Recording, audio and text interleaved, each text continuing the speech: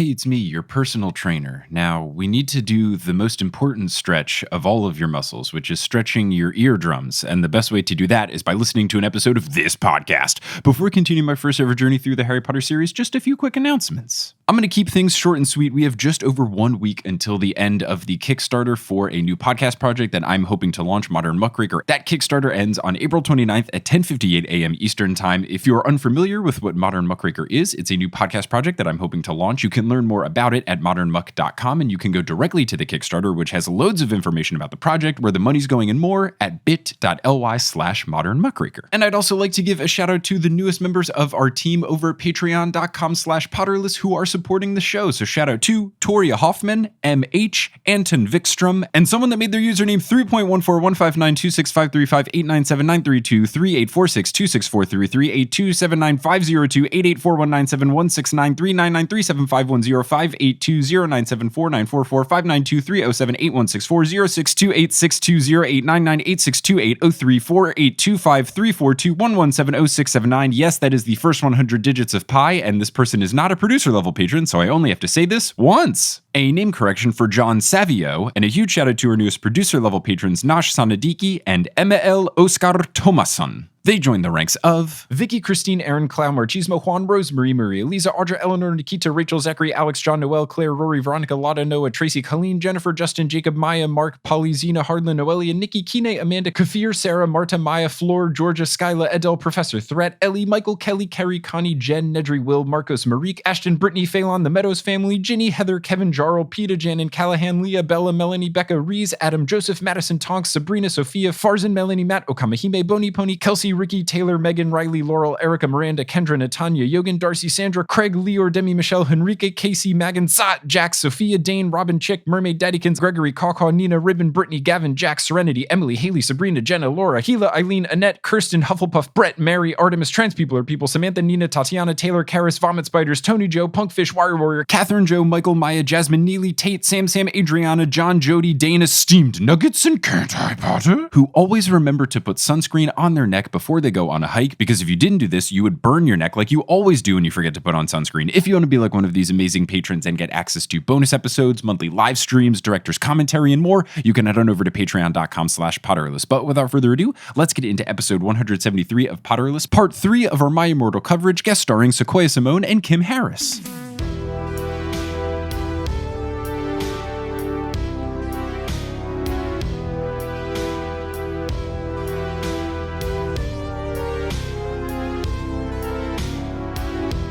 Hello, Internet, and welcome back to another episode of Potterless, the tale of a 29-year-old man who never read the Harry Potter series as a kid. He read them as an adult, but most importantly, he didn't read My Immortal as a teen, and now he read it as an adult. My name is Mike Schubert. I'm that grown man. We are going to be talking about My Immortal. We are back again with Kim and Sequoia from Fanatical Fics and Where to Find Them. Friends, how is it going?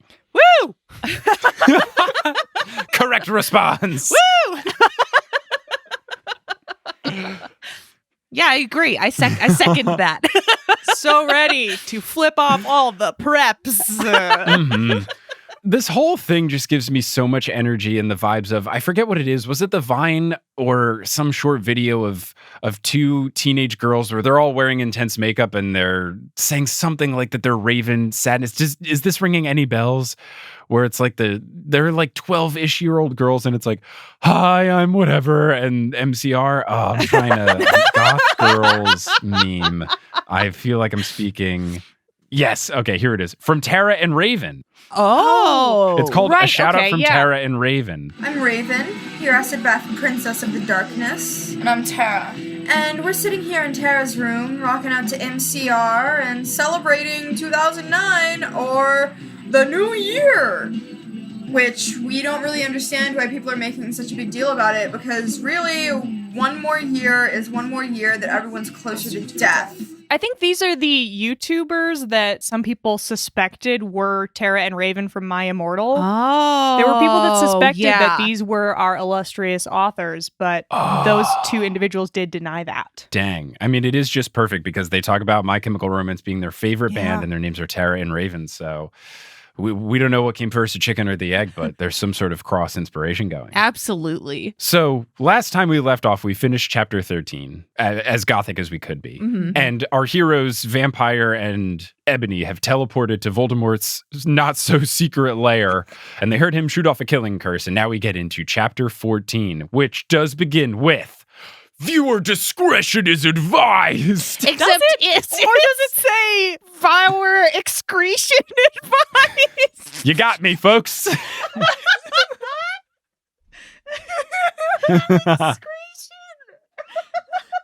Look, the Okay. chapter's gonna be extremely scray.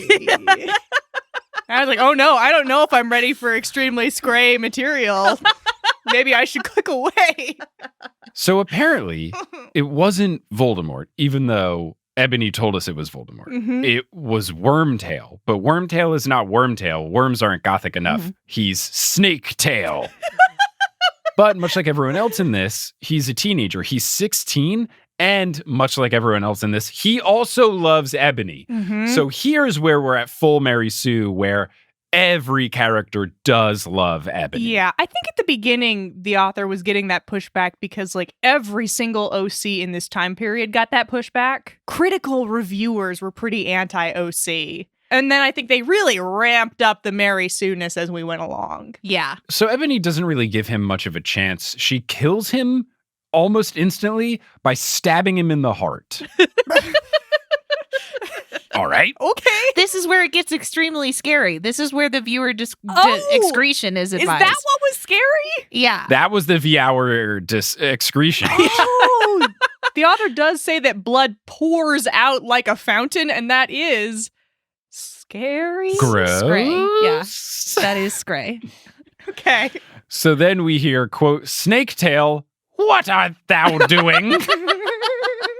And you know it's Voldemort because he's talking like that again. Also, because he clacks towards them in his high heels. Excuse me? He's always wearing high heels in my mind. He is? Yeah. This was a famous discussion that we had on Potterless, so much so that someone made an animatic out of it where I wondered what shoes does Voldemort wear, and we ultimately realized he's barefoot. But high heels could be a good choice. Yeah, because he's doing like sort of a Shakespearean thing. Hmm. And, you know, back in that day, men wore high heels to accentuate their calf muscles. Hell because yeah. that was like really hot. Is he all Shakespeare'd out? Is he got like the ruff and the doublet? And that is exactly what I am going to be picturing for the rest of this? The ruff. Yeah. Voldemort. Our heroes fly away on broomsticks that apparently were there since they teleported there. They didn't fly on broomsticks there, but they fly on some broomsticks away. And Draco, I guess, is with them. At first, I didn't know if Draco actually made it with them or if he was still bondaged up because they don't really describe saving him. But when they get away from Voldemort's lair, Draco starts undressing so that he can have sex with Ebony. And that's when I realized, oh, okay, so they did save Draco, Right. even though it was not described. Right. Yeah. This bit is probably one of my favorite bits because she's really turning up the idea that Ebony is a Mary Sue because she's just so upset about how pretty she is and how much everyone loves her. Mhm. Before we get into this, Ebony does note that Draco, who is removing his clothes, has a sex pack. And then in parentheses, he says, get it because he's so sexy. Sexy. Spelled S-E-X-A-H. Sexy.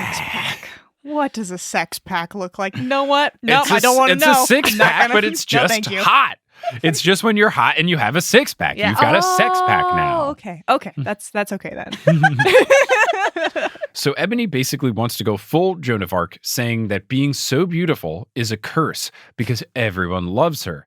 And now we get an author's note defending this, saying that Ebony's not a snob. It's just that many people have told her that she is beautiful.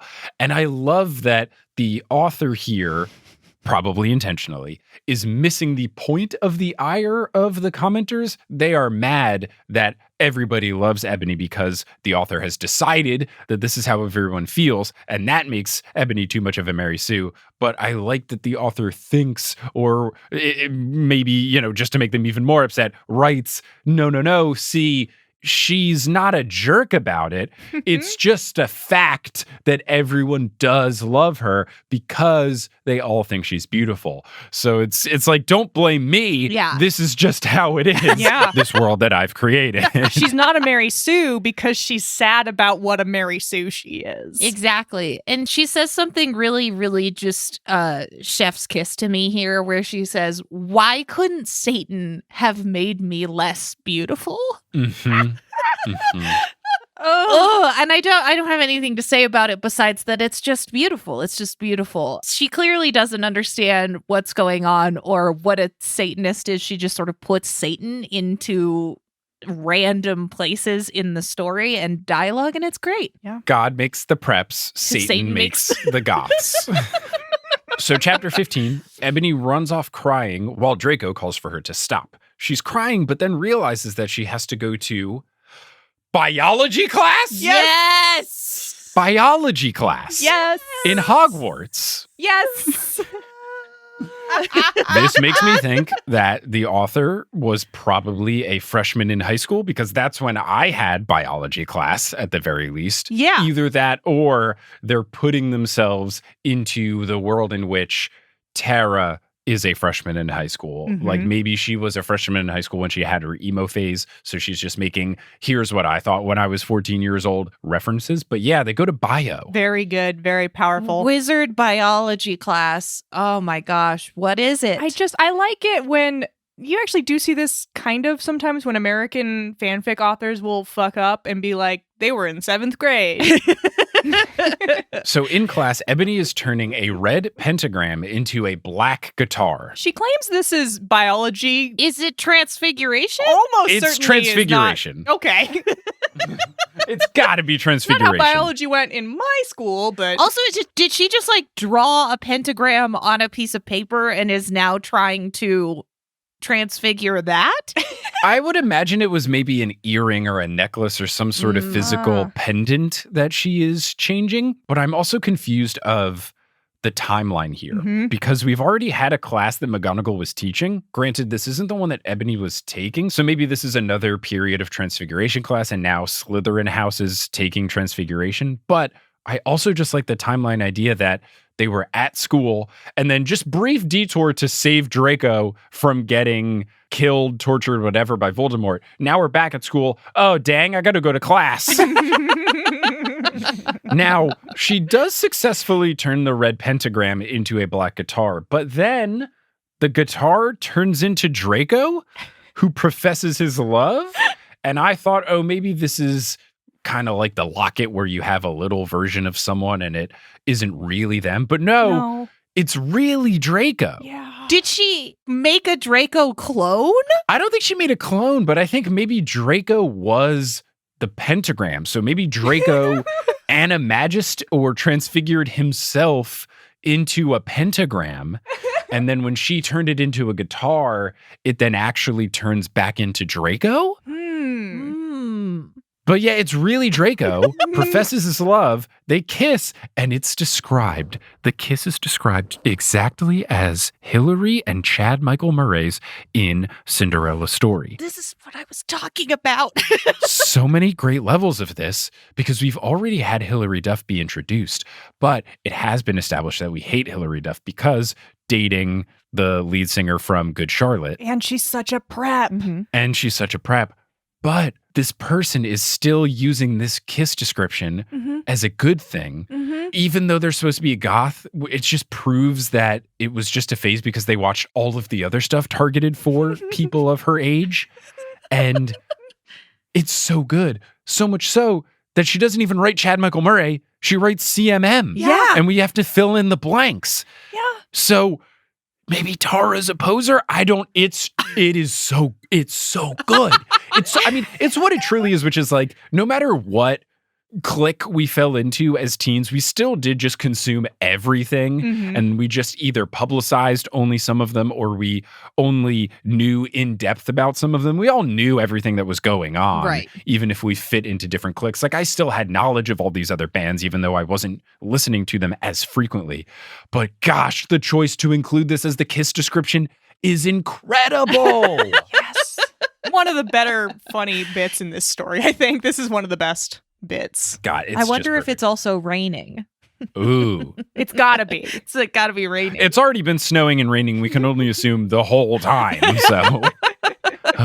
So then what they do, and I just feel like I need to see someone actually do this because they hold hands, but while holding hands, they flip off the preps. Mm-hmm. So they've got their hands held, but then I guess the middle fingers are both up touching each other. We are all now doing this. I'm so sorry that this isn't a video podcast, but we are all trying to figure it out ourselves.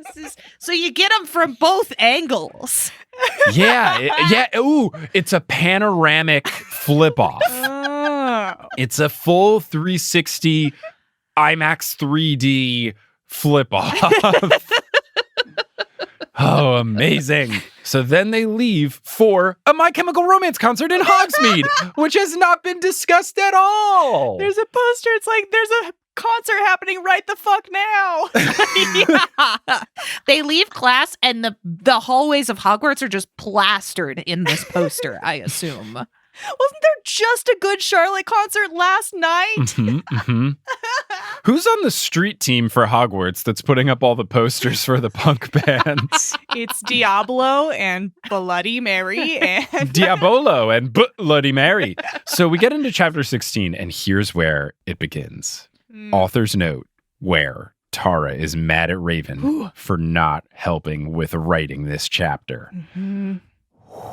Here it goes. Mm-hmm. The start of an amazing side plot that does get wrapped up in, I think, 2 chapters. Although there's been kind of a noticeable decline in quality, but the chapters that Raven's not editing or whatever are noticeably worse. Oh, yeah. Which is very funny. Yes. So we're at the MCR concert. Ebony describes that Gerard looks sexy, but apparently he is wearing a mask. So either it's not a full face mask or everything else he's doing is so sexy that it's okay. But the band removes their masks, as does Gerard. And it turns out that it's not Gerard. It's actually Voldemort and all of the Death Eaters, but not the Death Eaters. They are called the Death Dealers, which I think is a better name for Death Eaters. Oh, yeah. It makes more is. sense because it's never truly explained, at least to my knowledge, what it means by being Death Eaters. Like, what does it mean to eat death? But to be a death dealer, that makes much more sense. Yeah. Hello, we are the dealers of death. We kill people. Boom. Easy money. It's a better name. It's definitely a good band name. Yeah, Voldemort and the Death Dealers, powerful, incredible. So here's what's interesting, and here's where the editing is very confusing, because immediately we start getting a description of something that I think is in the past. It's either in the past or the future, but they're talking as if they haven't gone to the concert yet. So I think now from context clues, now that I've read stuff, it feels like this was supposed to be the beginning of the chapter and the concert part got copy pasted into the beginning. Yeah. Because later on they go to the concert and we get a lot of scenes leading up to the concert. So either they've gone full Memento where we're getting stuff out of order, or we got a little teaser like a Marvel intro where we see something and then it goes back in time and it's like earlier that day, something like that. The West Wing does this too with time jumps. So it's either that or a copy paste error. I got so confused. I went and looked at other places where this text has been put up on the internet. Me too. Yeah, Me too. I was so confused, but this is it. This was it. I like the teaser idea because there's like 100 words in between the teaser and it happening again. So Ebony thinks Draco is going prep because he wants to go with an escort, which I guess they mean like someone keeping them Like safe. a chaperone? Yeah, chaperone, bodyguard, something like that. And the way that Ebony confronts Draco about this is she asks, quote, "Are you a Christina or something?" Which, to identify the names of Brittany and Christina as prep names feels pretty correct. Not saying that if you have one of those names, you have to be a prep. Ebony is. Ebony is, and I think it is funny. Like, to pick the names, I think it's very good. You know, it's like if you picked Winston as a boy prep name. Can you be Winston and not preppy? Sure. But it's a snooty sounding name, if you will. So, But yeah, if your name's Winston and you're Gothic, you probably have a Gothic name that's given to you once you like vampire. Yeah, once you're indoctrinated Frankenstein. into Satanism. Yeah, exactly. Werewolf. Yeah, it seems pretty pertinent to like all of the pop culture references too. Like like Britney and Christina are the Oh, because of music. Yeah. Oh, because of Britney Spears and Christina Aguilera. Mhm. Yeah. sort of the Okay. anti-MCR. Mhm. Interesting in that case that in the initial author's note, the love of Tara's life was Justin. Yeah. Is that Justin Timberlake? Yeah. Is that why she hates Britney? Oh. The plot thickens. It's all coming together. So Draco wins Ebony over by singing a Good Charlotte song. So then they make out on the way to Ebony's room. So she's back in her room. Bloody Mary is there. And Bloody Mary says that Willow, remember, Willow is the Raven write-in character. We've not seen her since chapter 2 also. No, we have not. But Bloody Mary says Willow got expelled for failing classes and skipping math. The worst crimes. It's so good that we got to throw Raven's representation under the bus. Uh-huh. She gets expelled just for being not good at school, failing Yeah. classes, but then also being a delinquent by skipping class. But not only is it a class, it's just regular ass math class. God, it's so good. Oh, man. Oh, no. She is really, really mad at Raven about this sweater. Yeah. Like, there's no getting around it. Raven stole her sweater. So rude. Now, we have been skipping over some of the self-harm stuff throughout the story, but this one I will bring up, so bit of a warning, but Bloody Mary, after getting expelled, killed herself, and then Lupin had sex with her because Lupin is now a necro. So, wow. It's just like, really doing Raven dirty for, I guess, not helping with writing this chapter. And this is what I'm going to do. If you can't proofread, I'm going to kill you off in the worst way. Yeah. But even before that, you're going to get kicked out for being a bad student and a delinquent student. I was just like, this escalated so quickly. So quickly. Yeah. So quickly. So quickly. Why did you need to do this? This one's even a little bit above and beyond the like edgy violence that's been running throughout this that we've been glossing over. This one's pretty beyond the pale. Yeah. It feels more gross, but it's more direct and less just thrown in there willy-nilly, but it is wild. Yeah. Super wild. Also, what we learn now is that Ebony can speak Japanese. This was in the intro. She thanked a friend. There was an author note thanking a friend for teaching her Japanese. So I guess because she learned Japanese earlier today, that Tara has decided to include knowledge of Japanese. Since Tara now knows it, Ebony also knows Japanese, of course. Yes. So it makes its way into the story. So then they watch The Nightmare Before Christmas, incredibly on brand. It is written as Das Nightmare Before Christmas, so I wonder if it's the German language version. Oh, Jack Skellington. Das Nightmare. Yeah. Classic goth movie. It is like the most hot topic movie to Yes. pick. Right? That's a through line, too, is like Tim Burton films throughout the rest of this story Mhm. is Gothic. And I don't know if I'm just a dirty stinking prep, but I tried watching that movie on Thanksgiving of this year because, you know, halfway between Huh. Halloween and Christmas, Ah. it's a Thanksgiving movie, clearly. And about 30 minutes in, I got mad bored and I stopped watching. Really? It's just that I get the animation is cool and impressive, but the songs are really bad. I was not expecting it to be a musical. Oh my and goodness. I couldn't enjoy it. I'm personally offended. I'm a dirty prep. I'm sorry. This could be a really hot take, but I just didn't enjoy it. Now, this could be skewed by the fact that I played a good chunk of Kingdom Hearts before, and there's multiple Halloween Town levels, and the background music is really annoying because the background music in those levels is just an instrumental of the This Is Halloween song. So all you get is like dun dun dun dun dun dun dun dun dun dun dun dun dun dun dun dun, and it's just that a 6-second loop on loop all the time. Yikes. Oh my God. Yeah. Maybe I was skewed by that. I will go ahead and in my mind, I will excuse you for that specific reason because you are wrong. But everybody's got to be wrong once in a while. Sure. So Bloody Mary says that they should go shopping, and Ebony says, Hot Topic, right? And grabs her Hot Topic loyalty card. Yes. I don't know if those actually existed, Probably not. but I love that she grabs it. Bloody Mary says no, and Ebony is about to lose her shit on Bloody Mary. But Bloody Mary clarifies that she found other Gothic stores near Hogwarts, so they're going to go to those instead. Right. I like the idea that Ebony does not shop at any other store than Hot Topic. She has never walked into another store because that would be a prep move. I mean, why would you need to go anywhere else? Yeah. Huh. They've got everything. They've got fishnet. They've got corsets. They've got... They've got things in black. They've Yeah. got things in red and pink. Uh-huh. What else do you need? Yeah. And then you just take your boots home. You cut out some pictures of Billy Joe Armstrong and then you glue them to your boots. While you listen to your CDs. Yes. So they go to the store, and the clerk there is, quote, hotter than Gerard. But not really, because that's impossible. Yeah. What does that mean? What does that mean? Ugh. Gosh.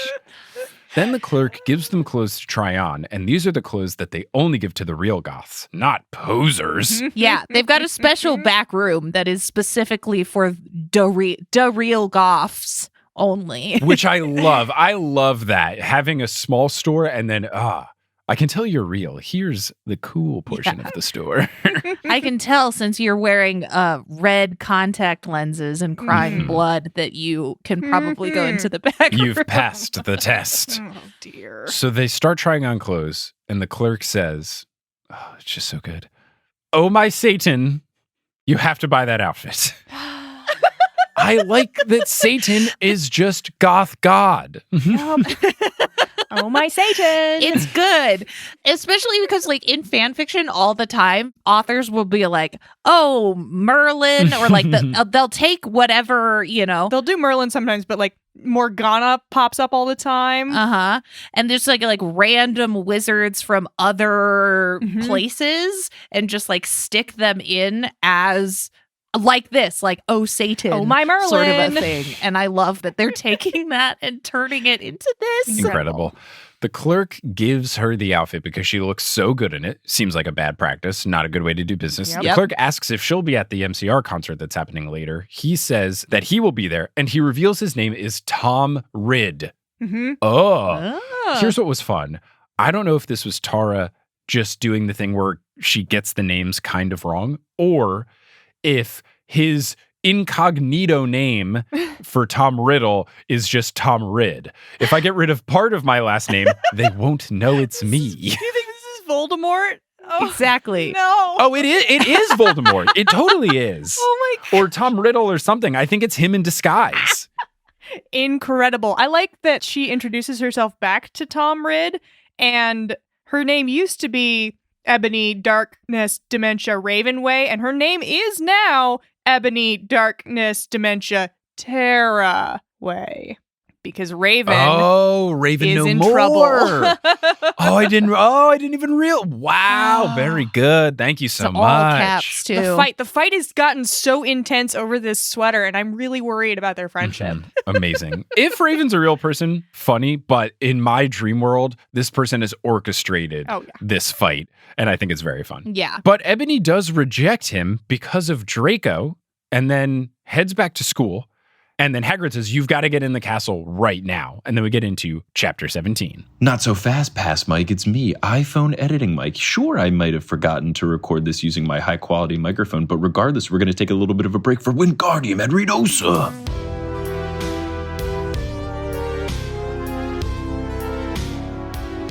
Today's episode of Potterless is brought to you by Care Of. Let's say hypothetically that you are Ebony and you don't necessarily have the best diet. It largely consists of blood and Count Chocula. So if you needed something to round out your diet to make sure that you are getting all of your necessary nutrients, what could you use? You could get some vitamins from Care Of. Here's how Care Of works. You take an in-depth online quiz that asks you questions about your diet, lifestyle, and health concerns, and then they will address your specific wellness goals. I took this quiz and I got some vitamins from Care Of, and it's been great. I wanted something to clear up my skin, to help me focus, and get some vitamin D for my bones, since I wasn't getting a whole lot of sunlight in the winter. So the quiz was very simple, and Care Of helped me to round out to make sure that I am having all of the necessary nutrients that I need in my diet. All of Care Of's products are formulated with good-for-you clean ingredients, and they are backed by science. And hey, maybe now is the time that you want to focus on your health, as we are all slowly making our way out of winter hibernation into warmer weather and going outside, into parks and stuff like that. Maybe you really want to go full healthy, and this could be it. I like Care Of because it was very simple. I'm not well versed in vitamins, so their simple questions on the quiz made it easy for me, and then they send you a box, and you've got your little daily pack of vitamins to have for each day. Each day comes with a little compostable pack. Have those, and boom, it's easy money. They've got cute little inspirational quotes on the back. What's not to love? So if you would like to try this out, you can get 50% off your first Care Of order if you go to takecareof.com and enter the code Potterless50.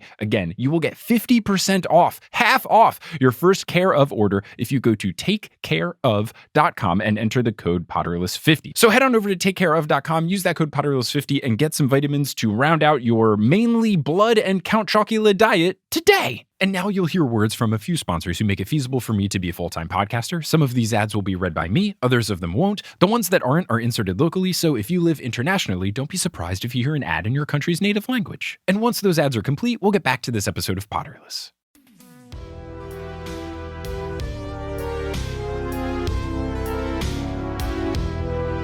So, we're back at school, and now Ebony is being nice to Willow, and so is the narrator, and so is the author's note asking for Raven's help writing again. So clearly, we got one chapter of screw you, I don't need you anymore, Raven, and that is immediately 180'd because the quality took a significant hit. Yeah, and she's like, Raven, please do this. I promise to give you back your poster. Right. And now I'm just like, okay, there was a sweater. Now there's a poster. They're taking each other's stuff. There's like a lot of drama going on between these two that is really intriguing. Mm-hmm. What I could piece together is that Tara lost her sweater, blames Raven, as revenge does that entire last chapter, and then also steals a poster. The way she describes stealing a poster, it's very nonchalant. Like, lol, I'll give you back the poster, ha ha ha. But that's way worse than the thought that you probably just lost your sweater and you're convinced Raven took it. So interesting. So Willow, who is now alive and back and everything is okay, Willow asks if Ebony is going to the concert with Draco. Ebony says yes, and Willow says that she's going with Diablo. So no Ron and Hermione situation, no Bloody Mary Smith and Diablo pairing. And especially that is confirmed because Bloody Mary is going to the concert with Dracola. Dracola used to be called Navel instead of Neville. Navel. But it turned out that he was kidnapped at birth and his real family were vampires. So a very similar Bloody Mary Hermione situation. Is that why he's with Bloody Mary? Because they have the exact same backstory? I guess. I like that Tara has made this alternate universe with wildly different choices for everyone, but she still has to justify all these choices. It's just so good. Yep. It's so good. And I love this too, because like she clearly is almost word for word reusing the backstory of Bloody Mary for Navel. Did you forget that you had already used this? Or like, what are you? It's very good. So, kidnapped at birth, real family are vampires. Quote, they died in a car crash. Navel converted to Satanism and he went goth. These are separate things, apparently. He was in Slytherin now. Naturally, has to be. He was wearing a black warped t-shirt. I don't know what warped is. The closest thing I could think was like Warped Tour. Yeah, I would guess it's a Warped Tour t-shirt. Mm. Warped. Black jeans and shoes and black hair with red streaks in it. We call him Dracula now, spelled properly. And that's the full description. But he doesn't really play much of a factor for the next few chapters. Does Naval show up again at all? He does, Oh, okay. eventually. So they all get in Draco's car, the flying Mercedes-Benz, to go to the concert. In the car, I don't know who's driving, but they all do pot, coke, and crack. So they get cocaine and crack cocaine. Interesting choice. And then they make out too. I'm assuming just the couples are making out with each other and it's not big wizard orgy. That would be my thought. Yeah, probs not yet. Draco and Vampire are still denying their obvious feelings for each other. So Of course.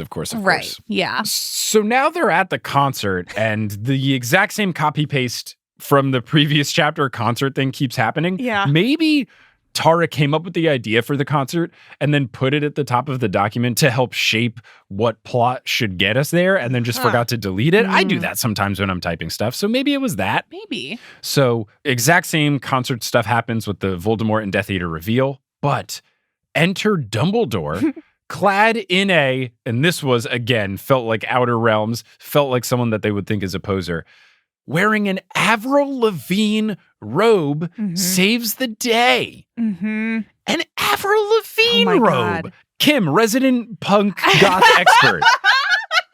Did Uhvirl Lavigne? Definitely not. Yeah, I felt like people viewed her as the, she's not real, she's for posers. I think Dumbledore is supposed to be a poser, though. Okay, that makes sense. This is like he's trying, but he's definitely a poser. Got it. I feel like he is such a poser that it's not even like a real Uhvirl Lavigne robe. He probably just like wrote on the back of his regular robe with like some Sharpie or something because he's just wearing a black robe that says Uhvirl Lavigne on the back. Are you pronouncing Avril Lavigne like that on purpose? Am I what did I say? I've heard Avril instead of Avril, and I think it sounds so fancy.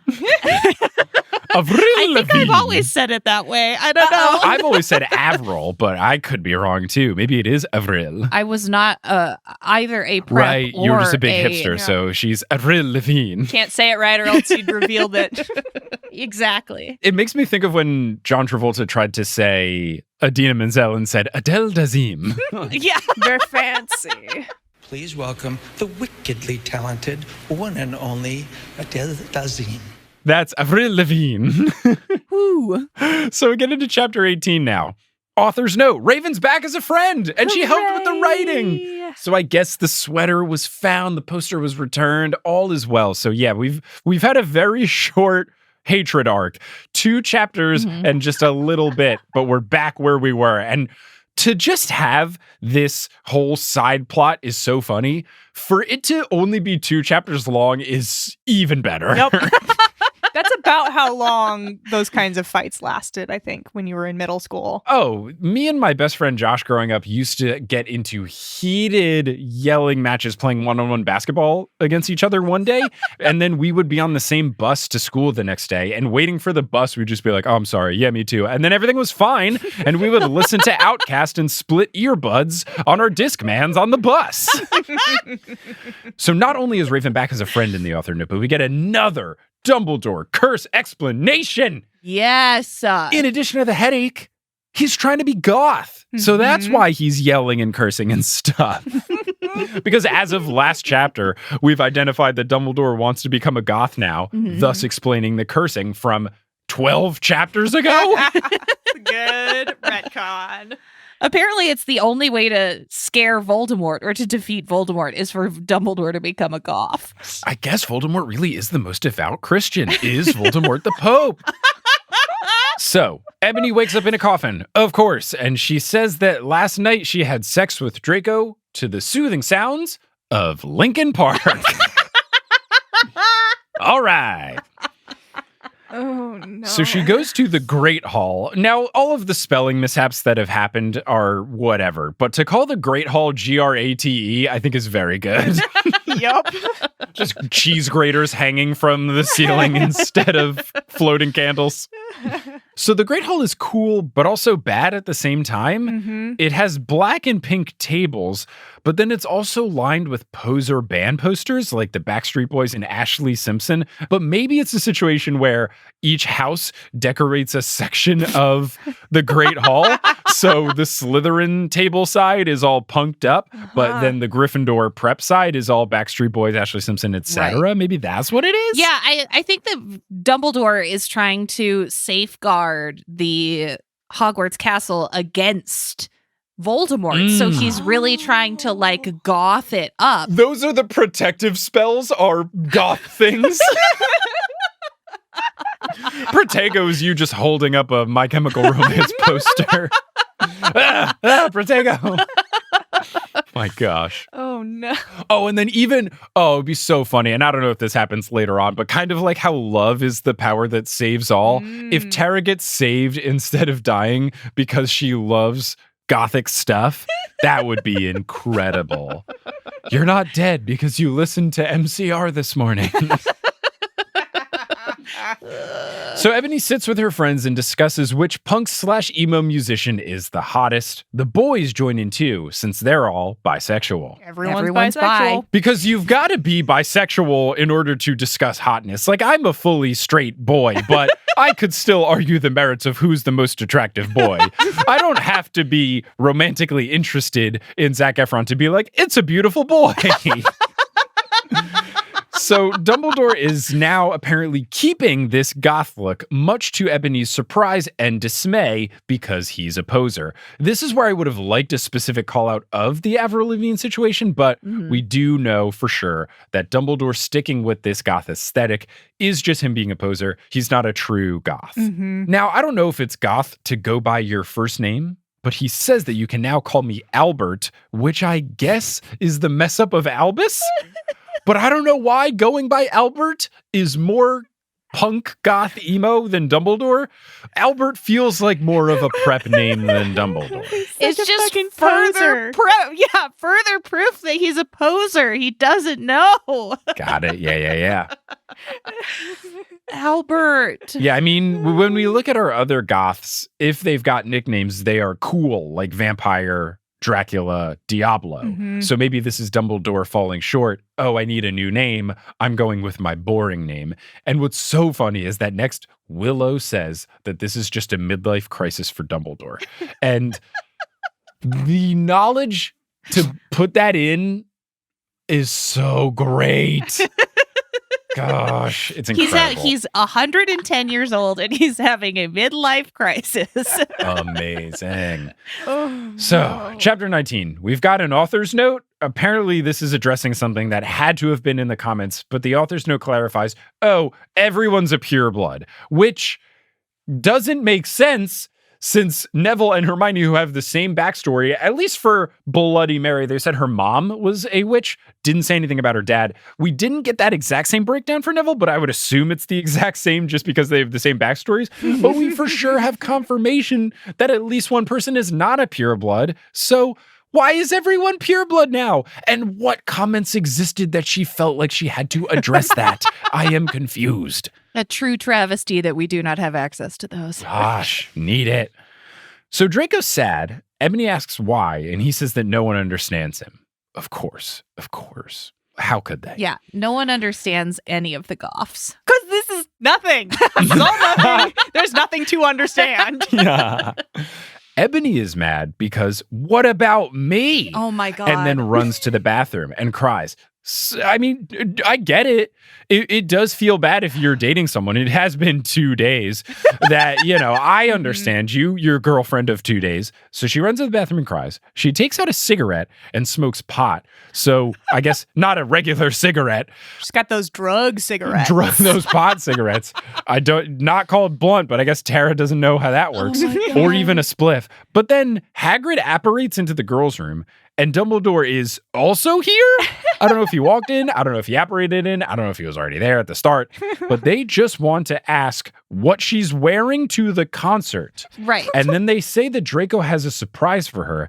And then that's the end of chapter 19. Yeah, it was a really important question. They had to come to the bathroom to ask Ebony what she's wearing. Couldn't wait outside. Couldn't wait. Dumbledore is clearly having a really difficult time nailing down this gothic aesthetic, right? Mhm. And so he had to go directly to the number one goth, Right. which is Ebony, to get some of those hot fashion tips. And I'm sure her only hot fashion tip ever is to just buy all your clothes at Hot Topic. Yeah. So, I mean, it's tried and true. It if is. it ain't broke, don't fix it. So, chapter 20, author's note. The author will be on vacation in Transylvania, so no updates for a bit. Mhm. I don't know, and this is the first time I really thought about it. How much time was there in between posting? Do either of you know how long it would take them to write a chapter? There's really no way to know. I don't know what like a normal update schedule would have been back then. Yeah, I don't know. We don't have any of the dates on this stuff. I think the story came out over the course of like a year Okay. or so.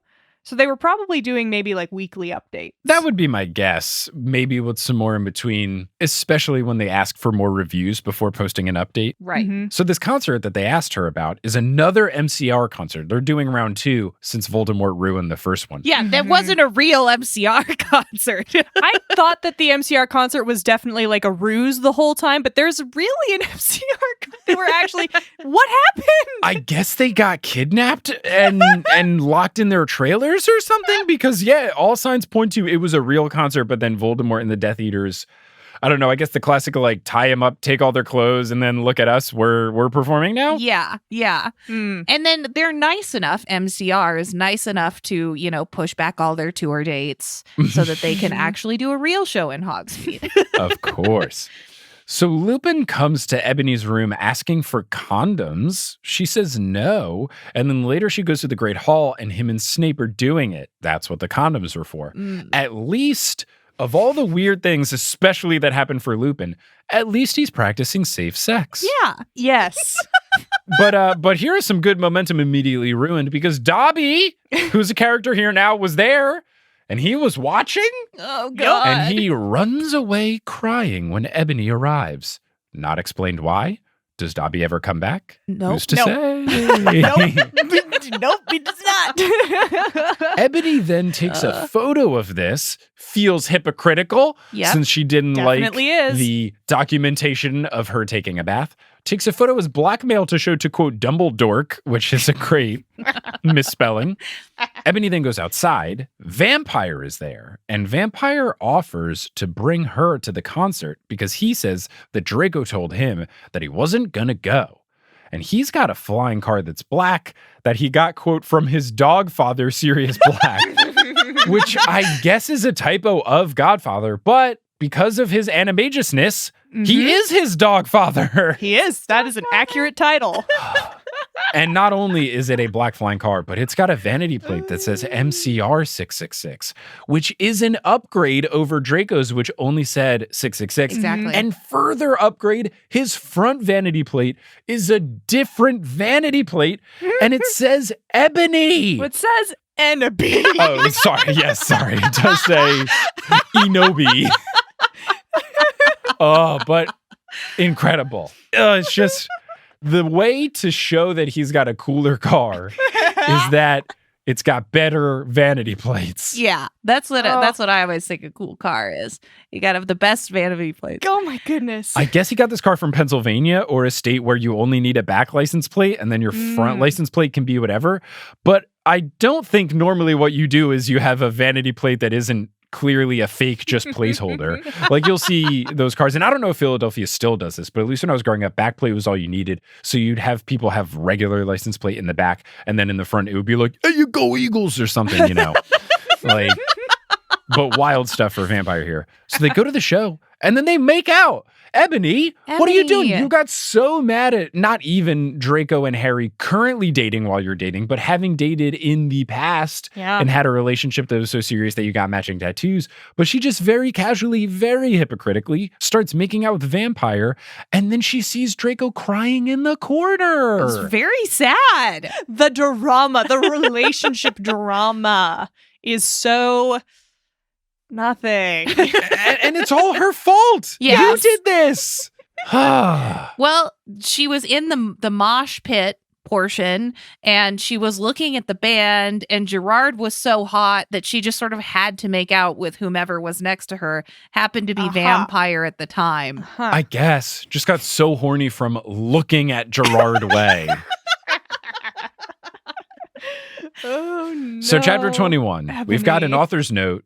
We're going a little bit back on our good friendly Raven times because the author blames Raven for the bad spelling. Yeah, which is, it's definitely not Raven's fault. No. I don't think it is. No. Raven's doing the best she can. So at this point, I had the revelation that when they say skull, they mean school. And I didn't know if that happened before, but it did take me a beat when they say they go back to skull and it's, they're back at Hogwarts. So they're back at Hogwarts. But it's school but gothic, yeah. This one doesn't have a get it after it, so Right. that makes it hard so you to have get to it. think. So Ebony asks if Draco is okay, and he says no. Vampire says that he'll cheer him up, but Ebony gets upset thinking that Vampire just wants to hook up with him. Okay. Yes. Feels like you should feel sorry for what you have done to Draco, but okay. Vampire starts to tear up. And you get a quote from the author, narrator, hybrid. I love sensitive bi guys. If you're a homophobe, then fuck off. You're a homophobe. Sorry, if you're a homophone, then fuck off. Homophones, fuck right off. Oh my gosh. Yeah, Oh, the no. loving, sensitive bi guys trope Is deeply troubling, is what I would say. deeply troubling. Deeply troubling. Whew. But, homophones gotta fuck right. Look, we stand someone that is calling out, I would assume, homophobes. Yeah. But on the right side of history there, I guess. On the wrong Kind side of of. spelling. Right side for the wrong reasons. Yeah. Oh, Tara, no. So they're trying to get Draco to come out of his room, and they hear footsteps. Harry takes out his black invisibility cloak. How? Is it black until you put it on? I don't understand. Well, How it's can a it have black color? Invincibility code. Maybe it's not a misspelling. Maybe it is just a black cloak that makes you Invincible. impervious to harm. Yeah. Yup. Now they do this because they are hiding from Mrs. Norris, the janitor. So instead of Filch, we have Mrs. Norris, the janitor, and Filch the cat. Yep. Now Filch the cat goes underneath the cloak and starts to meow. And Mrs. Norris, even though they know Filch is under the cloak, she asks, is anyone under there? And even hears Vampire muttering under his breath. But is so terrible at knowing whether or not students are there that Mrs. Norris just doesn't get it, even though it's painfully obvious. Yup. Who said It's that? definitely just a black cloak. Yeah. I guess. So Vampire then starts Frenching Ebony just as Norris removes the cloak. And then, of course, they run away and they see Draco outside crying. So Draco witnessed this. Oh my God. Draco's having a rough one. And then Ebony goes up to Draco and says, are you okay? What do you think, Ebony? Yeah, you just keep making out with Vampire in front of him. Stop making out with Vampire for like 2 seconds. Come on. So he says he guesses so. And they go back to their coffins Frenching and they plan to watch Lake Placid, which I didn't know was a goth movie. Almost certainly isn't. He just saw Ebony making out with someone else. Twice. But then everything's okay. And then they just start making out to watch a horror movie? They really need to talk Yeah. about what their boundaries are Mhm. of their relationship, because it's pretty obvious that this love triangle, everyone is into everyone in this love Yeah. triangle, and they just need to talk about it. Yep. Oh no. But instead they're going to make out and watch a horror movie, gothic. So then Ebony has a vision about Fudge and the ministry showing up. And that's the end of chapter 21. We get into chapter 22, which will be our final chapter for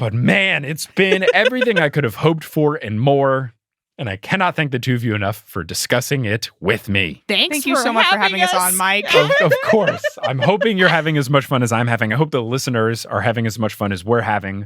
I hope they are doing as much sky yelling as we are doing. But if people want to find you doing some stuff online, where can they do so? If you want to find us yelling and crying and laughing about Harry Potter fanfiction some more, you can find us on Fanatical Fics and Where to Find Them, wherever pods are cast, or on the social medias as @FanaticalFix. If you want to find me taking romantic films and turning them into horror stories, you can find me at But Make It Scary on social media and on the But Make It Scary podcast, wherever pods are cast. I feel like you have to do Lake Placid now because it's the most goth. Find your most goth guest and do Lake Placid. Are there still goths? But Kim and Sequoia, thank you for joining. Listeners, thank you for listening. And until next time, as they say in the wizarding world of Harry Potter, while they take a 12-year-long dramatic pause before making a big old reveal, wizard on. Nice. Now, I'm sure you're well aware of Multitude podcasts, but are you aware of our exclusive multi-crew only member podcast? This is an exclusive show that you get access by joining the multi-crew at multicrew.club. It is Head, Heart, Gut. It's a friendly debate show where all the multi-dudes battle it out to argue the best thing in a bunch of different categories. Currently, they're doing things about theme parks. There's a fun battle happening soon that I will be on. You can learn more about that and the rest of the multi-crew at multicrew.club. Potterless is created by Mike Schubert, it is hosted by Mike Schubert, it is edited by Mike Schubert, it is produced by Mike Schubert, as well as Vicky Garcia, Christine, Aaron Johnson, Klaus Lopu, Marchismo, Juan Sanfilio, Rosemary Dodge, Maria Lisa C. Keen, Audra, Eleanor Curlin, Nikita Power, Rachel Guthrie, Zachary Polito, Alex Consulver, John Cocker, Noel Basole, Claire Spencer, Rory Collier, Veronica Bartova, Lotta Bartova, Noah, Tracy Toya, Colleen, Jennifer Marklew, Justin Montero, Jacob Parrish, Maya Gray, Mark Body, Polly Burge, Zena Rosnowski, Harlan Haskins, Noelia, Nikki Harris, Kine, Amanda Alfred, Kafir Shaltiel, Sarah Shetter, Marta Morrison, Maya Flor Sake, Georgia Davis, Skylar Lilly, Adele Ryan, Professor Threat, Ellie Hoskovchova, Michael David Yordi, Kelly Otilio, Carrie Crumpler, Connie Bienkowski, Jen Went, Nedry OS, Will Huser, Marco Cepeda, Marique Rieger, Ashton Gabrielson, Brittany Gutierrez, Phelan, The Meadows Family, Ginny from the Block, Heather Langiel, Kevin Stewart, Jarls Fiven, Peter McGrath, Jan and Rose Daub, Callahan and Darez, Leah Reed, Bella Barlack, Melanie Demi, Becca Spry, Reese Deignan, Adam Graham, Joseph Torp, Madison, Don't Call Me Nymphadora, Sabrina Balsiger, Sophia Loves Pigs, Farzan Jarabat, Melanie DeGrave, Matt Barger, Okamahime, Bony Pony, Kelsey Gillespie, Rike Mangor Jensen, Taylor Payne, Megan Moon, Riley Kiedis, Laurel Happy, Erica Butler, Miranda, Kendra Hertz, Natanya Page, Yogan Shanley, Darcy Alexandra Harrison, Sandra Rose, Craig McRoberts, Leor Nachum, Demi Lynn, Michelle Spurgeon, Henrika Wolf, Casey Canales, Magan Stempen, Zat, Jack Gitzes, Sophia Leone, Dane Nemcher, Robin Garcia, Chick Parr, Mermaid and her Daddykins, Gregory Hughes, Caw, Mother Feathers, Nina Jazalik, Ribbon Monstrosity, Brittany Harper, Gavin Miller, Jack Parr, Serenity Allen, Emily Quinlan, Haley Hastings, Sabrina Casanova, Jenny Browers, Laura, Gila, Eileen Gazesh, Annette Pipitone, Kirsten R. Cunningham, Hufflepuff alumni, Brett Clausen, Mary Price, Artemis, Trans People Are People, Samantha McNamara, Nina Campley, Tatiana Schmidtova, Taylor Roberts, Karis Davies, Little Vomit Spiders Running Around, Tony Joe McHufflepuff, Punkfish, Wire Warrior 4976, Catherine Karolchak, Joe Sander, Michael Peavy, Maya Saunders, Jasmine Ellis Neely, Tate Sasson, Sam Reeby, Adriana Hernandez, John Savio, Jody, Dana Morphine, Nosh Sanadiki, Emma L. Oscar Tomason, Steamed Nuggets, and Carrot Harry Potter. Web design by Kelly Schubert, and the music is by Bettina Campamanis. If you want to find us on social media, you can at facebook.com/Potterless, twitter.com/PotterlessPod, instagram.com/PotterlessPodcast, and reddit.com/r/Potterless. For any and all information about the show, as well as transcripts, you can go to potterlesspodcast.com. Bonus content lives at patreon.com/Potterless. Merch lives at potterlesspodcast.com/merch. And that Kickstarter for the new project I'm launching lives at bit.ly/modernmuckraker. If you want to help out the show, telling someone that you think might like the show about the show really helps the show. Shoot them a message, say, hey, there's this podcast Potterless, I think you'd like it. Or you could leave us a rating interview online or talk about us on social media. Anything word of mouth related really helps. Thank you so much for listening, and until next time, as they say in the wizarding world of Harry Potter, wizard on!